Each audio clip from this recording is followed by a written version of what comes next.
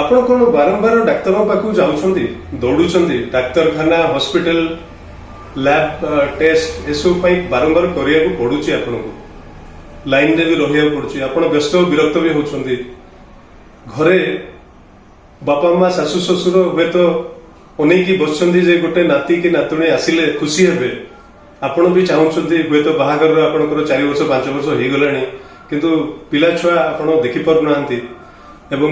ନିଜେ ବି ବହୁତ ଚିନ୍ତାରେ ରହୁଛନ୍ତି ତ ବହୁତ ଖର୍ଚ୍ଚ ବି କରିସାରିଲେଣି ହୁଏତ ଜଣେ ଜଣେ ମତେ ବହୁତ ଦୁଃଖ ଲାଗେ ଜଣେ ଜଣେ ଲକ୍ଷାଧିକ ଟଙ୍କା ବି ଖର୍ଚ୍ଚ କରିସାରିଛନ୍ତି ବହୁତ ଜାଗାକୁ ଦୌଡ଼ିଛନ୍ତି ତଥାପି ସେମାନେ ସଫଳତା ପାଉନାହାନ୍ତି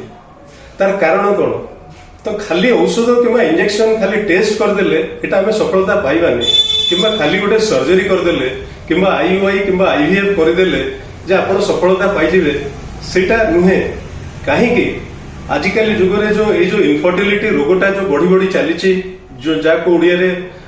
ବନ୍ଧ୍ୟା ରୋଗ କୁହନ୍ତି କିମ୍ବା ନିଃସନ୍ତାନ ରୋଗ କୁହନ୍ତି ତ ସେଇ ଜିନିଷଟା ଆଜିକାଲିର ତାର କାରଣ ବହୁତ ଗୁଡା ମଲ୍ଟିଫୋଲ୍ଡ ରହୁଛି କାହିଁକି ଆଜିକାଲିର ଲାଇଫଷ୍ଟାଇଲ ଅଲଗା ଆଜିକାଲି ପଲ୍ୟୁସନ ଅଛି ଆଜିକାଲି ରେଡିଏସନ ଅଛି ଆଜିର ପାଣି ଅଲଗା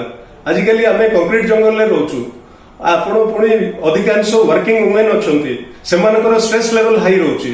ସେମାନଙ୍କର ଅନ୍ୟ ବହୁତ ଆଜିକାଲି ଯୋଉ ପ୍ରକାର ପରିବେଶରେ ରହୁଛନ୍ତି ଯେମିତି ଫର ଏକ୍ସାମ୍ପଲ ଯେମିତି ମୋବାଇଲରେ କିମ୍ବା ରେଡିଏସନ ଯୋଉଟା ଆପଣ ସ୍କ୍ରିନ୍ ଟାଇମ୍ ଏସବୁ ଯେତେବେଳେ ବଢି ଯାଉଛି ଇଲେକ୍ଟ୍ରୋମାଗ୍ନେଟିକ ରେଡିଏସନର କଣ୍ଟାକ୍ଟରେ ଯେତେବେଳେ ଯେତେ ଆସୁଛନ୍ତି ତାହେଲେ କଣ ଖାଲି ଔଷଧ ଇଞ୍ଜେକ୍ସନ ଦ୍ୱାରା ଏ ସମସ୍ୟା ସମାଧାନ ହେଇପାରିବ ଆପଣ ଭାବୁଛନ୍ତି ସମ୍ଭବ ନୁହେଁ ତେଣୁ ଏଇଟା ଗୋଟେ ଲାଇଫଷ୍ଟାଇଲ ଚେଞ୍ଜ ବି କରିବାକୁ ପଡିବ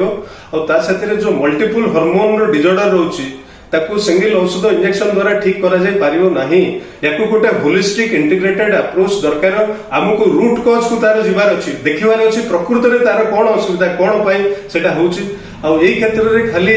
ସ୍ତ୍ରୀକୁ ଦୋଷ ଦେଲେ ଲାଭ ନାହିଁ ସ୍ୱାମୀ ସ୍ତ୍ରୀ ଦି ଜଣଙ୍କର ଆମେ ଯଦି ତାଙ୍କର ପରୀକ୍ଷା ନିରୀକ୍ଷା କରି ସେମାନଙ୍କର ଲାଇଫଷ୍ଟାଇଲକୁ ଆନାଲିସିସ୍ କରି ସେମାନଙ୍କର ଅକୁପେସନ ସେମାନଙ୍କର ଷ୍ଟ୍ରେସ୍ ଲେଭେଲ ଏ ସବୁ ଜିନିଷକୁ ଚିନ୍ତା କରିକି ଆମେ ତାକୁ ଯଦି ଗୋଟେ ହୋଲିଷ୍ଟିକ ଇଣ୍ଟିଗ୍ରେଟେଡ ସଲ୍ୟୁସନ ମୁଁ ଦେଇକିରି ମୁଁ ବହୁତ ମାନେ କ୍ଷେତ୍ରରେ ବହୁତ ସଫଳତା ପାଇଛି ଯୋଉମାନେ ଲକ୍ଷ ଲକ୍ଷ ଟଙ୍କା ଖର୍ଚ୍ଚ କରିକିରି ନିରାଶ ହେଇକିରି ମୋ ପାଖକୁ ଆସିଛନ୍ତି ବହୁତ ସ୍ୱଳ୍ପ ଖର୍ଚ୍ଚରେ ଅତି କମ୍ ପରୀକ୍ଷା ନିରୀକ୍ଷାରେ ଏବଂ ସାଧାରଣ ଇଏରେ କିଛିଟା ଅଳ୍ପ ଔଷଧ ଲାଇଫଷ୍ଟାଇଲ ଚେଞ୍ଜ ଦ୍ୱାରା ସେସବୁ ଗୁଡାକ ଠିକ କରାଯାଇ ପାରୁଛି ତେଣୁ ଏଟା ଆମେ କରିପାରିବା ଆପଣ ହତାଶ ନିରାଶ ହେବା ଦରକାର ନାହିଁ ଏଇ ସମସ୍ୟାର ସମାଧାନ ସହଜ ସମାଧାନ ଅଛି ଇଜି ସଲ୍ୟୁସନ ଯୋଉଟା କି ଆମେ ଆପଣ ପାଇପାରିବେ ଆପଣ ସେଥିପାଇଁ ଆସିପାରିବେ ଆପଣ ଦେଖା କରିପାରିବେ କିମ୍ବା ତାପାଇଁ ଆମେ ବିଭିନ୍ନ ଯୋଜନା ବି କରିଛୁ ବିଭିନ୍ନ ପ୍ରକାର ଅନଲାଇନ ଅଫଲାଇନ କୋର୍ସ ବିଭିନ୍ନ ପ୍ରକାର ସିଷ୍ଟମ ବି ତା ପାଇଁ କରିଛୁ ଲୋକଙ୍କର ଏଥିରେ ଆୱାରନେସ୍ ବି ଆମେ ବଢାଇବା ପାଇଁ ଚେଷ୍ଟା କରୁଛୁ ଏଇଟା ଗୋଟେ ସମସ୍ୟା ନାହିଁ ଏଟାକୁ ଏହାର ସମାଧାନ ଏବେ ଆପଣଙ୍କ ପାଖରେ ହାତରେ ଆପଣଙ୍କର ଆପଣ ନେଇପାରିବେ ଏଥିପାଇଁ ଚିନ୍ତା କରିବା ବିଲକୁଲ ଦରକାର ନାହିଁ